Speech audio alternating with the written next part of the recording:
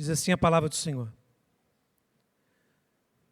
O reino dos céus é semelhante a um tesouro oculto no campo, o qual certo homem, tendo achado, escondeu. E, transbordante de alegria, vai, vende tudo o que tem e compra aquele campo. O reino dos céus é também semelhante a um que negocia e procura boas pérolas. E, tendo achado uma pérola de grande valor, vende tudo o que possui e a compra. Oremos. Deus poderoso, te agradecemos por este momento na Tua presença, por estarmos aqui reunidos nessa santa convocação. Te agradecemos pela oportunidade de orarmos juntos, adorarmos o Teu santo nome juntos. E agora, Senhor, ouvir a Tua santa palavra. Que o Senhor, Pai, em Sua misericórdia e graça, possa usar a minha vida para transmitir a palavra ao Teu povo amado. Que o Senhor, Pai, no Seu santo poder, possa quebrantar os corações das pessoas que estão aqui presentes. Que o Senhor possa preparar cada coração que está aqui para receber a Tua palavra. Que cada pessoa que está aqui, Senhor, possa sair daqui essa noite compreendendo que Cristo é o nosso grande tesouro. Que cada pessoa possa sair daqui essa noite disposto a dar frutos para a glória do Senhor. A viverem vidas, Pai, que engrandeça o Teu nome. Nos ajuda. Toma essa noite em Tuas mãos. Cada irmão, cada irmã, toma a minha vida em Tuas mãos, Senhor. Que a Tua palavra seja pregada para a honra e glória de Teu santo nome. Amém. Os irmãos podem se sentar. Como eu já disse na oração, lemos esse texto aqui da parábola do tesouro escondido, da pérola de grande valor, e logo de imediato nós percebemos que a pérola de grande valor, o grande tesouro, é o próprio Cristo. Cristo é o nosso tesouro incomparável. E tudo muda na vida de alguém quando Cristo se torna o seu maior tesouro. Tudo muda. O que acontece na vida de alguém quando Cristo se torna o maior tesouro dessa pessoa? Tudo muda. A maneira de pensar muda, as prioridades mudam, tudo muda. Cristo tem que ser o seu maior tesouro. Ele tem que ser. Se você é um verdadeiro cristão, Cristo é seu maior tesouro. Ele é a prioridade da sua vida. Os interesses de Cristo, agradar a Cristo, é o que deve ocupar a sua mente. Cristo tem que ser seu maior tesouro. E fica a pergunta: Cristo é seu maior tesouro? Cristo ocupa a prioridade na sua vida? Se Ele não ocupa, quem que está ocupando a prioridade? Devemos pensar nisso, irmãos. Jesus é seu maior tesouro. Já foi um dia, mas hoje não é mais. Por que não é mais? Talvez você diga, não, Cristo é meu maior tesouro, mas às vezes a forma que a gente conduz as nossas vidas revela que Ele não é o nosso maior tesouro. Onde está o teu coração essa noite? Olha o que Jesus diz em Mateus 6, 21. Porque onde está o teu tesouro, aí também estará o teu coração. Quando a gente olha para esse texto, para essa parábola, esses homens encontraram um grande tesouro. E o coração deles se apegou a esse tesouro.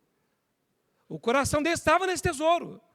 Jesus diz, aonde está o teu tesouro, aí também está o seu coração. A quem pertence o seu coração? É uma pergunta interessante a gente fazer. O seu coração pertence a Cristo. A W. diz, Cristo não pode ser salvador de alguém que o rejeita como Senhor. Em Mateus 7, 21, Jesus diz, nem todo aquele que diz, Senhor, Senhor, entrará no reino dos céus, mas aquele que faz a vontade do meu Pai que está nos céus. Verdadeira fé se manifesta em obediência, em obras. É o preço do discipulado, irmãos. Esses homens encontraram um grande tesouro, uma grande pérola. Isso mudou a vida deles, a prioridade deles. Todo o coração deles se voltou em ter aquela pérola, aquele tesouro. Discipulado tem um preço. Gostaria de abrir com os irmãos Mateus capítulo 10, verso 34.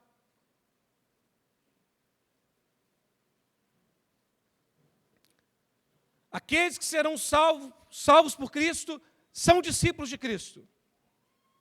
Tem Jesus como prioridade. Olha o que diz Mateus capítulo 10, verso número 34. Não penseis que vim trazer paz à terra. Não vim trazer paz, mas espada.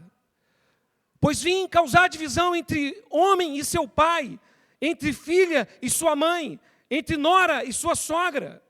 Assim, os inimigos do homem serão os da sua própria casa. Quem ama seu pai e sua mãe mais do que a mim, não é digno de mim.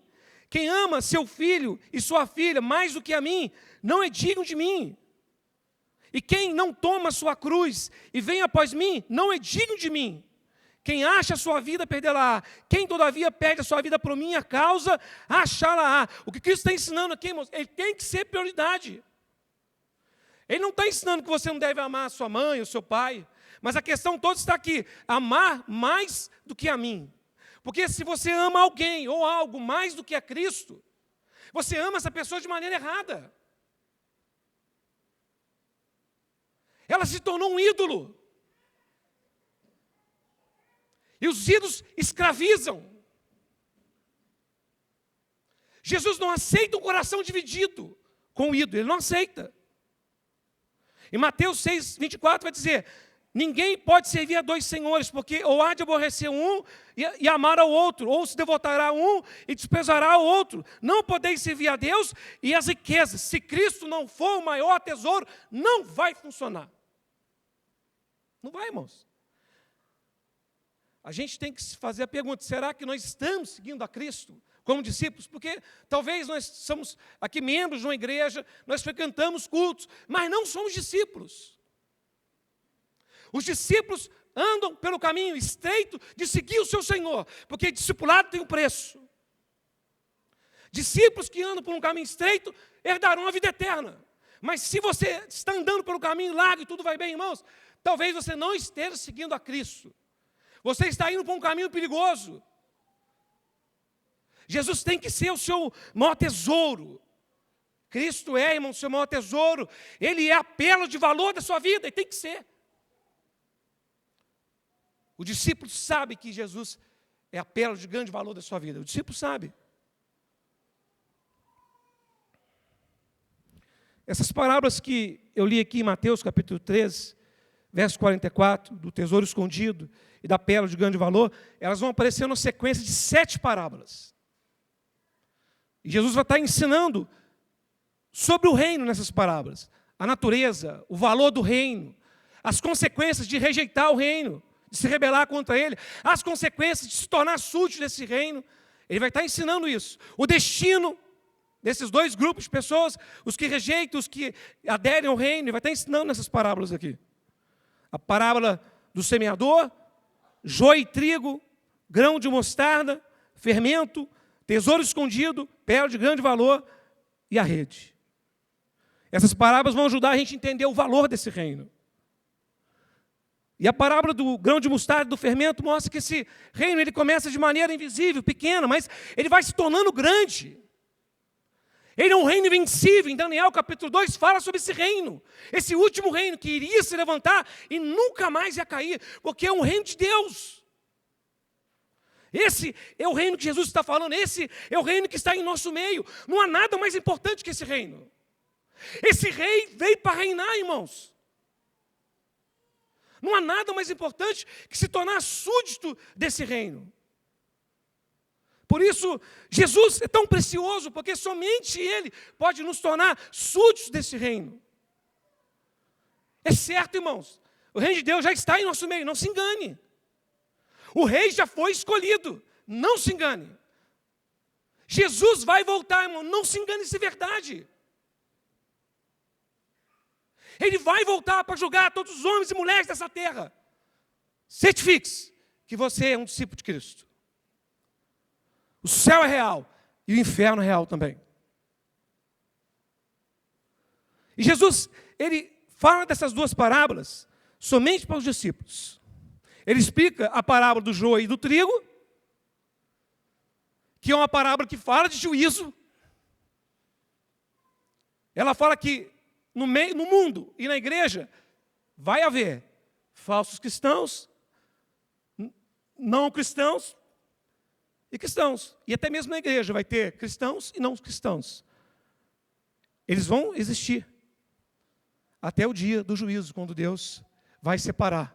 E ele explica a parábola para eles. E eu fico preocupado. E eu não quero chegar cheio de confiança naquele dia lá, e o Senhor fala a mim, apartai-vos de mim, eu não vos conheço. É para temer mesmo. É para julgar a si mesmo. E fazer a pergunta, Jesus, você é meu maior tesouro? Você tem que fazer essa pergunta. Então ele fala sobre a parábola do joio e do trigo, que falam desse juízo que haverá, essa separação. A parábola da rede também fala dessa separação de justos e injustos. Mas entre essas parábolas eu queria destacar só um pouquinho a parábola do semeador. Às vezes eu fico, assim, eu acompanho as reuniões, como eu estou em prova com os pastores, eu fico vendo, às vezes os pastores ficam sem entender, porque alguns irmãos agem como agem. Eles ficam, às vezes, sem entender, irmãos que se assentam aqui na igreja, culto após culto, domingo após domingo, eles não mudam. E às vezes eu vi eles se perguntando, será que o problema é a mensagem? É a gente que está errando. Mas a parábola do semeador, ela mostra que às vezes não é. O problema aqui não é a mensagem, o problema aqui não é o pregador, o problema aqui é o coração das pessoas que ouvem. A parábola do semeador vai falar de 4 tipos de solos. O solo duro, representado pela semente que cai na beirada do caminho, o solo duro. O solo pedregoso, que tem pouca terra. A semente caiu entre espinhos. E a boa terra. À beira do caminho, a parábola vai dizer que a pessoa é comparada a uma pessoa que tem um coração endurecido. O pregador vem, prega, lança semente. A pessoa ouve aquela palavra, mas cai no coração duro, entra no ouvido, sai no outro. É indiferente. Entra culto, sai culto, é a mesma pessoa, é indiferente a palavra. O problema não está na pregação, o problema não está no pregador, é o coração que é duro. E o texto vai dizer que Satanás rouba a semente dessa pessoa antes que ela frutifique. Então, pensa que é esperto por rejeitar o evangelho, na verdade está sendo roubado. O texto também fala do solo pedregoso. É um lugar que tem pouca terra. E esse solo pedregoso, essa semente entre espinhos, é que deixa a gente mais confuso. Porque vai dizer que aquela semente que cai no solo pedregoso, ele tem pouca terra. Então aquela semente, ela nasce, parece que vai dar fruto, parece que é convertido, parece que está sendo transformado, a pessoa está ali animada com o evangelho, querendo servir, disposta. Quando vê, de repente, sem mais nem menos, um dia está querendo dar a vida pelo evangelho, abandonar tudo para servir a Cristo, no outro dia não vê importância, nem vir em culto. Aí você fica sem entender. O que aconteceu com esse irmão? Converteu ou não? Porque o texto diz que a pessoa ela aparenta ser convertida, está animada, mas quando vem as perseguições por causa do evangelho, e elas vão vir, as perseguições vão vir por causa do evangelho, as perseguições vão mostrar que essa pessoa não é convertida. Que não é uma verdadeira conversão. É um mero emocionalismo, uma emoção. Cristo não é uma prioridade para ela.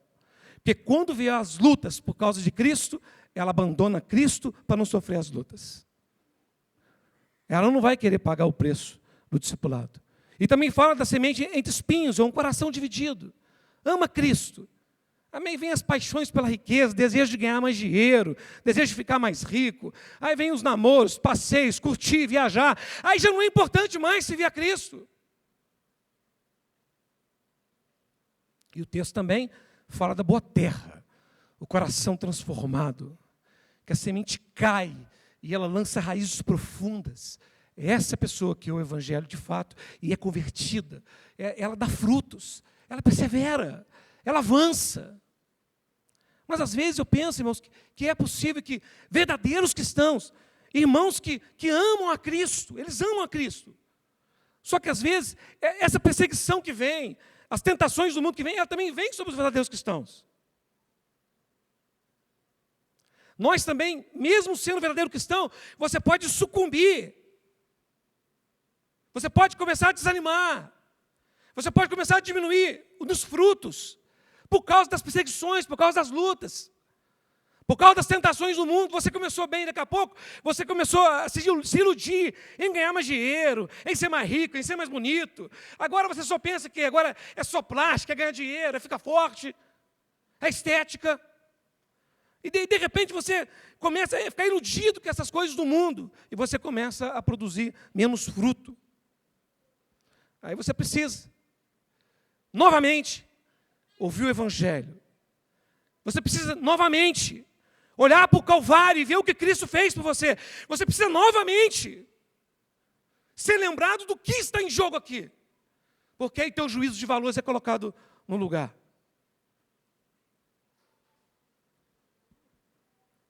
Examine-se. De qual tipo é o teu coração? Se você está desconfiado que é uma rocha dura igual esse cimento aqui, uma semente entre espinhos, é um coração dividido, ore, irmãos. Porque eu não posso mudar teu coração. Ninguém pode. A pregação não pode. Você não pode. Só o Espírito Santo pode. E o Espírito Santo está em nosso meio. Jesus está em nosso meio, irmãos. Ore. Talvez você fale, irmãos, eu sou um verdadeiro cristão, mas eu me deixei iludir pelas paixões do mundo. É a estética, ficar forte, viajar, passear, ficar rico. Eu me deixei ficar entorpecido com isso. E de fato, eu me esqueci do que Cristo fez por mim, do valor do Evangelho, do valor do reino. Eu me esqueci. Então ore e frutifique, irmãos. Se levante e sirva. Temos sempre que lembrar que Cristo é o maior de nossos tesouros. É o maior tesouro que existe. Como eu disse, irmãos, essa parábola do tesouro e da pérola, elas ficam entre a explicação da parábola do joio e a parábola da rede. Duas parábolas que falam de juízo. Aí você entende porque essa pérola é tão valiosa. E por que esse tesouro é tão valioso? Porque o juízo virá, ele é certo. Jesus estava explicando isso para os discípulos. Essa pregação não era para as outras pessoas, era só para cristãos. Ele estava se reunindo como se fosse a gente aqui hoje, ele estava explicando. Era para os salvos essa explicação aqui. Ele falava da certeza do juízo vindouro, e que o reino dos céus é semelhante a alguém que encontra pérolas, uma pérola de grande valor, um grande tesouro. O reino dos céus, ser salvo, é algo muito valioso. Ter a Cristo é algo muito valioso, porque somente Ele pode te livrar do juízo vindouro. Porque alguém estaria disposto a abandonar tudo, negar a si mesmo, para seguir a Cristo? Por quê? Só Ele pode te livrar do juízo vindouro. Só Ele pode te livrar da ira divina. Só Ele pode te tornar filho de Deus. Só Ele pode te reconciliar com o Senhor. Só Ele pode te dar a vida eterna. Por isso Cristo é de valor infinito. Só Cristo pode te livrar. Lembra do momento que você compreendeu isso pela primeira vez? Como o teu coração se encheu de alegria em saber que Cristo te dá a vida eterna, Cristo te dá a verdadeira vida, Cristo te dá a alegria eterna. Em Cristo nós somos filhos de Deus e nem a morte pode nos vencer. Lembre-se quando você compreendeu isso, como o teu coração pegou fogo. Agora lembra onde você caiu, irmão. Esqueceu dessas coisas tão valiosas. O reino dos céus, olha o que diz a parábola, é semelhante a um tesouro oculto no campo, o qual certo homem, tendo achado, escondeu, e transbordante de alegria vende tudo que tem e compra aquele campo. O reino dos céus também é semelhante a um que negocia e procura boas pérolas, e tendo achado uma pérola de grande valor, ele vende tudo que possui e compra. É interessante isso aqui. Pelo jeito, o cara devia estar andando no campo, cavando o campo, não sei, talvez ele foi pescar. Aí ele foi cavar um lugar lá para procurar umas minhocas para pescar. De repente, quando ele bate o enxadão lá, ele acha um baú, um tesouro. Se fosse uma pessoa da nossa geração, talvez pegava o baú, o tesouro e levava embora. Mas sabia que não podia, porque aquele terreno não era dele. Aquele terreno era de outra pessoa, então o baú pertenceria a outra pessoa. E naquela época, as pessoas preferiam esconder tesouros, coisas de valor, não tinha banco, né, irmãos? Eles preferiam ir lá no terreno, fazer um buraco lá e esconder, do que guardar dentro de casa, porque se viesse ladrões, poderiam roubar. Mas escondido no meio do mato, como é que acha? Eu, quando era mais novo, eu tinha um tio que fazia isso. Ele fazia as construções dele lá, levantava uma grana, e aí ele pegava esse dinheiro, enfiava num saco de lixo, vai saber onde enterrava isso. Ele ia lá para o meio do mato, furava e enterrava. Agora imagina se ele morre. Ninguém mais acha o tesouro. E é isso que acontecia às vezes. Uma pessoa enterrava um tesouro e por algum motivo, guerras, lutas, ladrões ou morte mesmo, ele morria e não falou para a família onde estava, aquele tesouro ficava lá perdido. Vem outra pessoa, compra o terreno, e outra compra o terreno, e aquele tesouro fica lá perdido. Aí saiu um fulano lá, um dia estressado, nervoso, tudo dando errado, vai fazer uma pescada, quando ele bate um enxadão lá, achou um baú de tesouro. Quando ele olha aquilo, é um tesouro incalculável, é um tesouro valioso. E o que ele faz? Ele pensa, como que eu posso me tornar dono desse tesouro de maneira justa? Ele enterra e fala, vou comprar o terreno, o tesouro vai ser meu. E o texto vai dizer que ele vende tudo que tem para comprar esse terreno. A outra parábola fala de um comerciante. É alguém que procura por pérolas. Então ele é um comerciante de pérolas, ele entende de pérolas. E pérolas de valor naquela época eram muito raras. Ele estava buscando uma pérola, de repente ele se encontra com uma pérola de grande valor, uma pérola que ele nunca viu. E quando ele vê aquela pérola, ele fica encantado. Ele está disposto a tudo para ter aquela pérola. Ele vai, ele vende todas as pérolas que ele tem, vende tudo que ele tem para comprar aquela pérola. Ambas as figuras ilustram o quê? Uma descoberta e uma decisão. Os dois vendem tudo com alegria e convicção que encontraram um grande tesouro. Olha esse verso 44, irmãos. O reino dos céus, Mateus 13, 44. É semelhante a um tesouro oculto no campo, a qual um certo homem, tendo achado, escondeu. Olha só agora. E transbordante de alegria, vende tudo o que tem para comprar aquele campo. Ele vende tudo. É uma renúncia total. É uma alegria que o mundo não pode compreender. Eu fico imaginando esse homem, chegando em casa e vendendo tudo. Ele estava ali obcecado e queria comprar aquele terreno. Eu fico imaginando a família, né? Você está maluco comprar aquele terreno? Nem vale a pena comprar aquele terreno, nem é produtivo. Mas ele estava obstinado a comprar o terreno, porque ele viu algo que ninguém viu. Ele sabia de algo que ninguém sabia.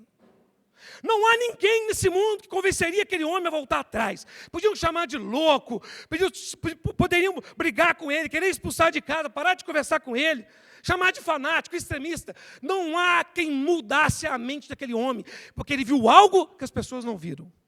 Ele sabia que aquele terreno tinha algo valiosíssimo, e ele estava disposto a tudo para adquirir aquele terreno.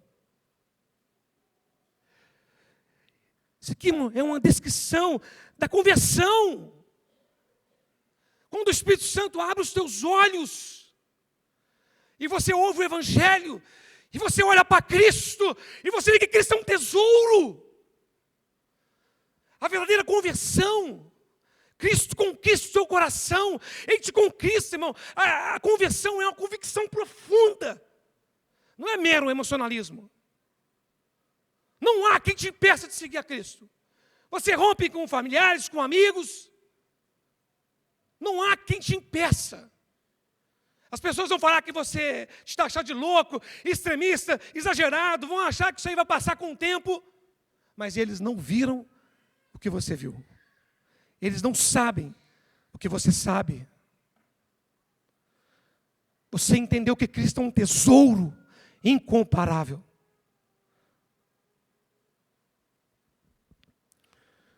Seu coração foi conquistado por Cristo, assim como o coração daqueles homens foi conquistado por aquele tesouro. Pense no dia em que você se converteu. Pense, irmãos. Lembra. o que Cristo era para você. Ambos, esses dois homens aqui, os dois, eles tiveram uma convicção profunda de valor. E o texto nos ensina que Cristo, Ele vale mais que tudo. Isso é conversão. Essa convicção profunda, que John Taete vai chamar de santas afeições. John Taete estava no meio de um grande avivamento que ocorreu. Ele viu muitas verdadeiras conversões e muitas falsas conversões. Ele vai fazer um comparativo entre as verdadeiras conversões e falsas conversões. Ele vai dizer que a verdadeira conversão ela é uma convicção profunda, que ele vai chamar de afeições religiosas. É algo profundo, arraigado no coração da pessoa, e envolve as suas emoções, seus pensamentos, o seu raciocínio. A pessoa é dominada por essa convicção, não é um mero sentimentalismo. Ele vai dizer que o falso cristianismo é uma emoção superficial. Agora, o cristianismo verdadeiro é uma convicção profunda e duradoura. O falso cristianismo é um entusiasmo meramente humano. Agora, o verdadeiro cristianismo é um movimento espiritual gerado pelo Espírito. Olha agora, o falso cristianismo é uma fé nominal e fria, indiferente. A pessoa que se assenta aqui, ouve a palavra e parece que não é com ela. Uma fé nominal. Não há engajamento no Evangelho. Não há engajamento com Cristo. Não é discípulo, não tem interesse por nada, não tem interesse em missões, não tem interesse em pregar nem para quem trabalha com você, não tem interesse em investir em missões, não tem interesse em se doar, nada. É um mero frequentador de culto. Isso John Taete fala, falsa conversão, fenomenal e fria. Isso não é cristianismo. Isso não é o que aconteceu com esses dois homens aqui da parábola, não é isso que Cristo está ensinando. Verdadeira conversão é uma convicção profunda que te conquista. Então, o falso cristianismo é essa fenomenal, fria, indiferente. O pastor precisa estar lembrando que você tem que dizimar, ofertar, irmãos. Lembra quando você se converteu? Quando o coração estava pegando fogo? Me fala se o pastor precisava lembrar isso de você. É pessoas que estão frias já, indiferentes, cheias de ídolos. Então, o falso cristianismo é essa fé nominal e fria. Ele fala agora que o verdadeiro cristianismo é um amor ardente pela glória de Deus. Isso vai envolver serviço, entrega, doação, trabalho. Você vai estar disposto, você quer servir. O falso cristianismo, mudança externa só. O verdadeiro cristianismo é uma transformação interior e obediência constante. John Taete vai perceber que muitas daquelas pessoas que choravam, ficavam emocionadas, que pareciam ser convertidas, no fundo não eram. As verdadeiras afeições, as afeições verdadeiras são acompanhadas por santidade, humildade e perseverança. A pessoa que viu Cristo crucificado, a pessoa que entendeu o que Cristo fez naquele Calvário, ela nunca mais será a mesma. Quem encontra a pérola de grande valor, larga tudo. E se não quer largar, é porque não encontrou. Os apóstolos, apóstolo Pedro, todos os apóstolos, eles encontraram a pérola de grande valor. Eles largaram tudo. Em Lucas 5,11, ele diz, eles deixaram tudo e seguiram o Senhor. Porque eles encontraram a pérola de grande valor.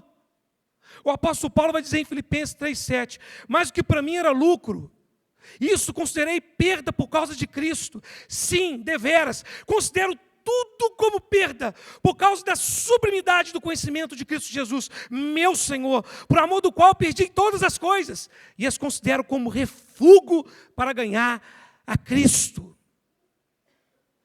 O ladrão na cruz, no último momento, ele entendeu que Cristo era um tesouro, que podia ajudá-lo na eternidade. Eles foram fiéis até a morte. O que dirá de Estevão, um Marte? Olha o que diz em Atos 7,56. Eis que vejo os céus abertos e o Filho do Homem em pé à destra de Deus. Ele considerou o servir a Cristo, pregar o Evangelho, mais importante que a própria vida. Por que ele fez isso? Ele encontrou a pérola de grande valor. Enquanto morria, ele intercedia para as pessoas que matavam ele.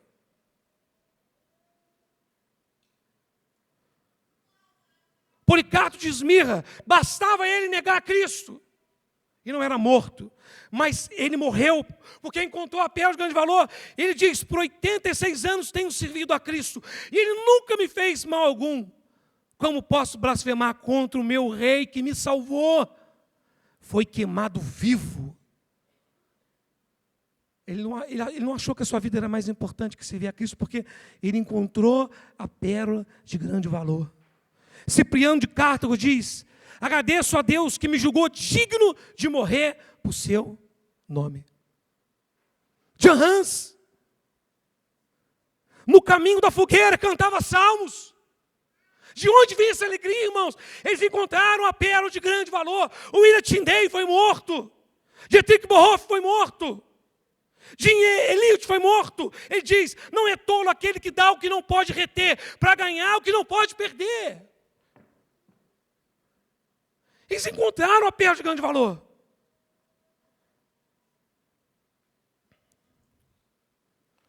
E você, irmão, você está do lado desses homens. Você compartilha do mesmo sentimento que esses homens. Fala, irmãos, eu me sinto indigno, mas eu também creio que Jesus é a pérola de grande valor. Eu estou do lado desses homens. Se levante, irmão, e vamos servir o Senhor. Você está do lado desses homens ou não? Ou você é como o jovem rico, que estava disposto a seguir a Cristo? Ele falou que estava, né? Mas no seu coração habitava o amor pelas riquezas, um ídolo. E quando servir a Cristo significou deixar as riquezas, ele não quis mais servir a Cristo. É por isso que temos que amar a Cristo mais que todas as coisas. Porque se o teu filho é um ídolo, na caminhada com Cristo, vai haver um momento que você vai ficar entre obedecer a Cristo e agradar teu filho. Se teu filho for um ídolo, você vai deixar de agradar a Cristo. O jovem rico amava as riquezas mais do que a Cristo. Ou você está do lado de Judas, que vendeu o tesouro dos tesouros por 30 moedas de prata. Ou você está do lado de Demas, que amou o presente século e abandonou o tesouro dos tesouros. Vamos seguir a Cristo, irmãos.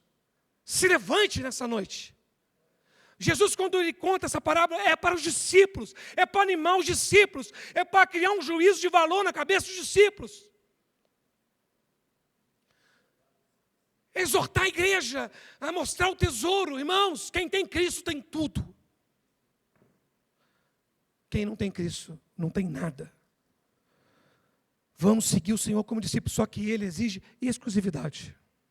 Cristo não é acessório, irmãos, mas tem que ser o centro da sua vida. Quais campos você tem guardado e não quer vender para seguir a Cristo? Que pérolas menores, Pai, tem ocupado o seu coração? Sucesso, status, conforto, corpo, estética, posição, dinheiro, poder.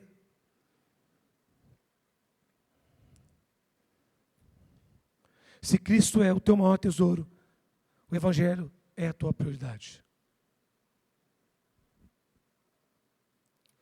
Eu creio, que, irmãos, que às vezes a gente se esquece disso e se distrai. Eu estive lendo um livro essa semana que constantemente o autor ele repete: precisamos constantemente pregar o Evangelho para nós mesmos, para nos lembrar do que Cristo fez por nós, para nos lembrar do alcance do Calvário, o alcance daquela cruz, para nos lembrar o que Cristo nos deu. Porque quando nós olhamos para o Calvário, olhamos para o que Cristo fez, oramos para as promessas, oramos para o que está reservado para nós, a vida que está reservada para nós, irmãos, esse monte de outras coisas que às vezes atrapalham a nossa caminhada, perde o valor, perde a graça. Você acaba olhando para isso, como Paulo disse, eu vejo essas coisas como esterco, como refúgio, quando eu comparo com Cristo. Quando olhamos para Cristo no Calvário, os nossos afetos são totalmente transformados. O verdadeiro cristão ele não é coagido a seguir a Cristo. Não é. Ele é atraído por um bem maior. Olha o que diz Crisóstomo, na sua homilia sobre Mateus. Não é um fardo perder o que é perecível, quando se ganha o que é eterno. Não é um fardo, irmãos. E vamos ver que essa é a oração de Paulo, e eu gostaria de finalizar com esse texto. Em Efésios capítulo 3, no verso 14.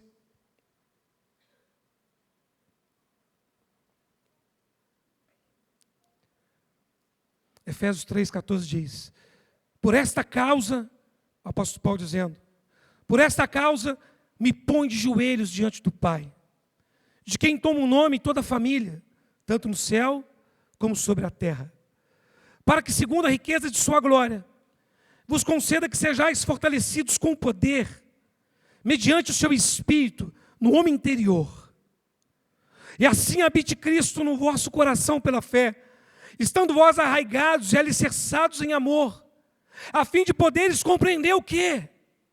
Com todos os santos, qual é a largura, o comprimento, a altura, a profundidade, e conhecer o amor de Cristo que excede todo entendimento, para que sejais tomados de toda a plenitude de Deus. Se você nessa noite compreender o que Cristo representa, e o que Ele nos concede em nossa união com Ele, você não terá nenhuma dificuldade de vender tudo que tem para segui-lo. Você não terá nenhuma dificuldade de ser um discípulo, de sinceramente se colocar diante dele e dizer: Senhor, eis-me aqui. Quais são os interesses do teu reino, do evangelho? Aonde eu devo dedicar minha vida? Quais são as obras que o Senhor separou para mim fazer? Eu também oro junto com o apóstolo Paulo, para que todos nós possamos ser despertados, para a gente compreender o que significa ser cristão. E uma vez que a gente compreender, que os nossos olhos forem abertos, e a gente olhar o tesouro que Cristo é, nós serviremos melhor. Amém, irmãos? Oremos. Deus poderoso, eu te agradeço por estar aqui junto com os meus irmãos, Pai. E te agradeço por essa palavra que nos desperta, Senhor. Porque nós muitas vezes nos esquecemos e somos enganados pelas sutilezas de Satanás, pelas seduções do mundo, pela feira de vaidade desse mundo. E nós nos esquecemos, Senhor, do nosso chamado, do nosso dever de seguir a Cristo. Mas o Senhor é bondoso, o Senhor é misericordioso. Ah, Deus, é o teu poder que garante que nós vamos chegar lá. A perseverança dos santos, Pai, é o Senhor que sustenta ela. O Senhor vem e nos visita com a tua palavra, nos visita com essas duas parábolas, Pai. E aí o Senhor, Pai, traz à nossa mente quem Cristo é, e nós acordamos do sono e nos levantamos, Pai, na dependência do teu Espírito. É o Senhor que vem nos despertar essa noite, é teu amor que vem nos despertar essa noite. Nos encha do teu poder para te servir melhor. Traz luz sobre a nossa mente, para que a gente possa pensar melhor, para que a gente possa gastar melhor a nossa vida, Senhor. Porque em breve estaremos diante do Senhor, não por 1 ano ou 2, mas por toda a eternidade. E que a realidade da eternidade, Senhor, coloque os nossos olhos na eternidade, Pai, para que a realidade da eternidade mude a nossa maneira de viver aqui e agora. Sim, Pai, nós te louvamos. Em nome de Cristo Jesus. Amém.